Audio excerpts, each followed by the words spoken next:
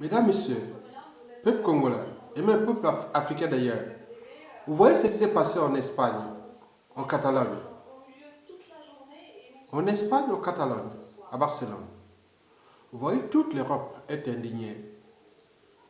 Donc, ils s'indignent, mais ils vont agir. Parce que la liberté est ancrée dans leur ADN. Oui, bien sûr que la liberté, la dignité, la justice n'est pas seulement ancrée dans leur ADN, mais également dans le sens de la transmission de ces valeurs. Et donc, ils s'unissent là pour défendre leur liberté, dignité et autres, en fonction de ce qui définit, ce qui nous différencie d'ailleurs des animaux, en tenant compte de la raison, la conscience, l'esprit critique et les valeurs morales. Mais nous, Africains, que dalle. Sassou Nguesso est en train de détruire le Congo-Brazzaville avec ses alliés suprématistes blancs venus faire toute leur France-Afrique. Et nous sommes là en train de regarder sans rien faire. Il n'y a même pas d'action. Et voilà. Voilà on a la différence entre un peuple de moutons et un peuple de loups. Parce que ici, hein, ce que vous avez vu là, en Espagne, c'est ce qui a passé, mais ce n'est pas tous les projets, les programmes, les actions, tout ce qu'ils vont faire pour lutter pour leur liberté et dignité. Mais nous, que dalle? Rien du tout. On se fait là même là, on va inviter même des Africains, des Noirs, autres. Venez, venez défendre notre liberté. À nous, race blanche. Et vous n'êtes pas capable de le faire. À votre race. C'est pour dire aussi, venez défendre non seulement la race noire, mais aussi l'universalisme. Parce que les situations du but et de la condition humaine sur différentes échelles deviennent universelles parce qu'elle touche tout le monde. La question de vie et de mort. La question de l'accès à l'eau potable, à l'énergie, au cadre de vie, à l'éducation, à la justice, à la sécurité, à l'emploi, et point. Voilà. C'est ça l'enjeu. Comment protéger l'humain? Comment protéger notre existence au niveau sociétal et aussi au niveau, et surtout, je ne vous cache pas, au niveau de l'universalisme écologique. Parce qu'elle touche non seulement la condition humaine, mais aussi la condition animale et d'autres espèces qui sont au sein de cette biodiversité faunistique et floristique. Donc c'est un projet de société ou de nouvelles synthèses sociétales. Mesdames, Messieurs, vous venez de voir là, les Africains viennent, on va vous inviter, venez avec nous. D'autres vont mettre des bougies partout, les Noirs partout, on va voir en Espagne partout. Mais en Afrique, c'est 1000 fois ça par an.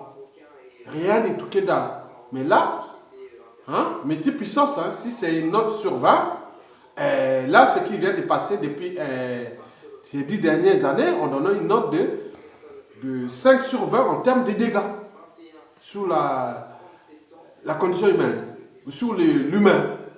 Mais nous, on donnerait une note de 15 sur 20. Donc il y a eu des dégâts. On tue là. Des marchands d'armes, des munitions, tout ce conduit, des assassinats, des procédures d'assassinats médicaux, alimentaires, scientifiques, les guerres et autres. Nous sommes des animaux. Est-ce que l'Africain est-il humain? Est-ce qu'il a une âme et une conscience? Mais pourquoi ce qui se passe à leur écosystème ne sont pas en capacité de s'unir à l'échelle africaine? Regardez l'Europe, l'Occident. Et ça va même partout, partout il y a.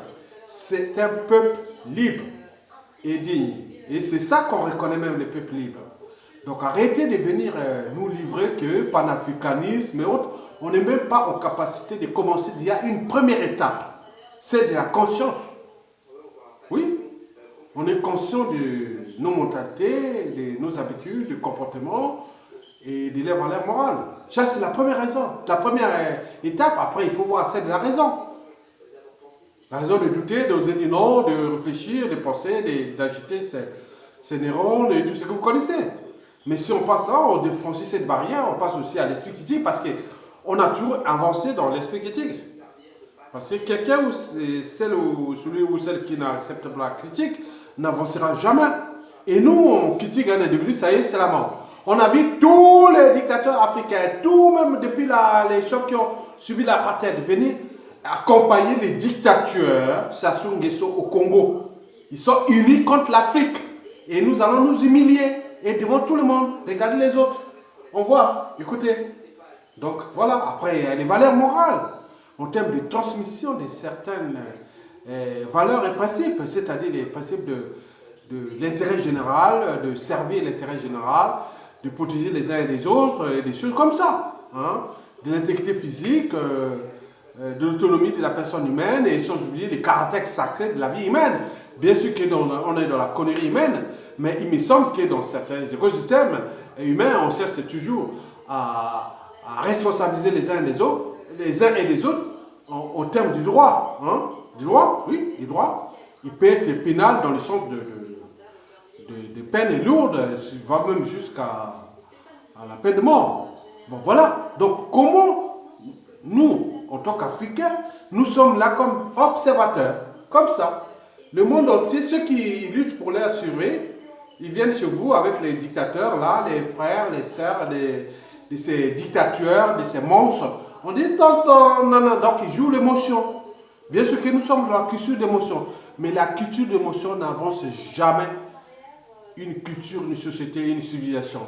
La civilisation avance par le droit, qui est d'abord lui-même fichier ou significatif de la cognition, de la raison, de la conscience.